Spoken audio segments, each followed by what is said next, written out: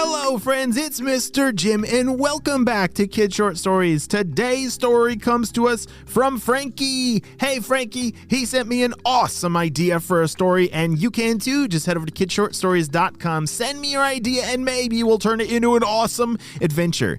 I love receiving your messages on Instagram and I always love responding to them. So find me on Kid Short Stories Instagram today and send me a hello. And I would love to say hello to you. Are you guys ready for today's adventure? Me too. Let's go.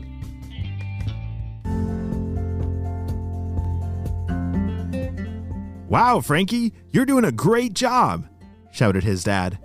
Frankie and his dad were in the backyard, raking up leaves and doing a bunch of really fun yard work together. They love to work on their yard together and make the grass look nice and no weeds and no leaves. The two of them were a great team. Dad, do you think I could try the leaf blower this time? Said Frankie. Oh, of course. It is a little heavy, but you are definitely getting strong enough. It was like a backpack with a hose that came out of it and blew the air very fast. Frankie's dad helped him put on the big backpack. All right, and then you hold on here and then pull the trigger.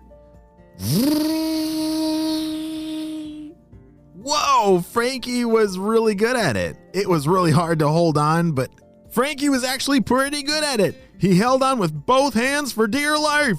Ah! He started screaming and laughing, and his dad was bent over laughing hysterically. As Frankie finished the job of blowing all the leaves into one big pile, they couldn't wait to jump in it. Isn't that like the best part of raking leaves? Yeah, it's making a huge pile and jumping in it. Well, that is what they were most excited for. They turned off the leaf blower and knew it was time to jump. 1, 2, 3. Ah! The two of them jumped into the leaf pile and then boom, the ground shook. What was that? Frankie said. His dad looked around. Whoa, I don't think we jumped that big. Not big enough to shake the ground. But I definitely felt that. Something strange had happened. When they jumped into the leaf pile, the ground actually shook. Hold on, Frankie. Let me go call my friend and see if he knows anything, because something's not right. Frankie's dad got out of the leaf pile and brushed off all the leaves and walked inside. Frankie followed close behind. He was eager to hear if something really was going on. They had barely walked inside when they heard the news on the TV talk about a volcano erupting. Holy smokes, said his dad. That was a volcano that we just felt. Wait, Dad, that's not the volcano by Calcal's house, is it? Said Frankie. Indeed, I think it is, said his dad. Calcal, or Callan, that was Frankie's cousin, who lived over by that big mountain that was a really old volcano that hadn't exploded in a very long time. Frankie's dad grabbed the phone to call them to see if they were safe. Nobody answered the phone. Frankie, get in the truck. We gotta go. The two of them got in the pickup truck and started driving as fast as they could towards Calcal's house. The closer they drove, the more of that volcano smell that they could smell and see. They could see the smoke pouring out over the mountains. But no lava, just, it smelled really stinky. Dad, that smells terrible. But do you think they're okay? I'm not sure. That's why we gotta get there as fast as possible, just to make sure. As their truck rounded a corner in the street, up ahead, they could actually see real lava starting to pour down the side of the hill. There was a whole bunch of rocks and debris that had spilled out onto the road. Frankie, hold on. It's about to get a little bumpy, said his dad. Whoa! As the truck drove over all the rocks and debris that had fallen onto the road, Frankie and his dad held on tight. Whoa! They finally made it to the other side, and just up ahead was Calcal's house.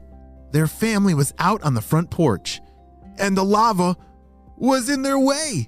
They're stuck. Frankie, I'm going to pull the truck up as close as we can, but I'm going to need you to climb over to the back in the bed of the pickup truck. There's a net shooter back there. I'm going to need you to rescue all of them as fast as possible. I'll try and keep the truck out of the lava," said his dad. Frankie climbed through to the back of the truck, the bed of the truck, and in a compartment was a net shooter. And that was going to be the only way that they were going to be able to save this whole family and Cal. Cal, I'm coming for you, bud, shouted Frankie. He lined up the net shooter and blasted it off towards Cal. It caught onto him and he was able to pull him into the truck over the lava safely. "Oh, thank you, Frankie," said Cal. "Now, save my family," he said. Frankie shot the net shooter back out over the family one by one, pulling them into the truck bed. "All right, is that all of them?" shouted his dad. "Yep, I got them all," said Frankie. The whole family was now in the back of the truck. "Everybody hold on, we gotta get out of here," Frankie's dad shouted. They were able to drive the truck back safely to Frankie's house. Thankfully, the lava went all the way around Cal's house but didn't destroy it. But a lot of trees got damaged along the way. Wow! Great job, Frankie and your dad. You guys saved the day. You really saved Cal and his family. Woohoo! Wow, I cannot believe that a real volcano really launched out all that lava. But I'm so glad that everyone was nice and safe, even their houses. The end.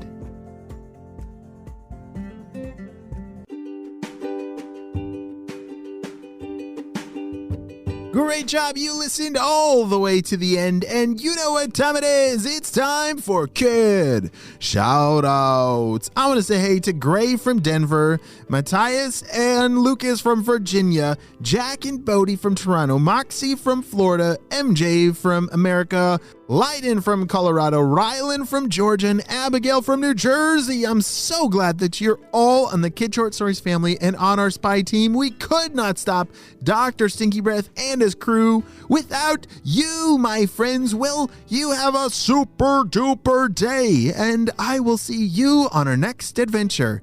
Bye.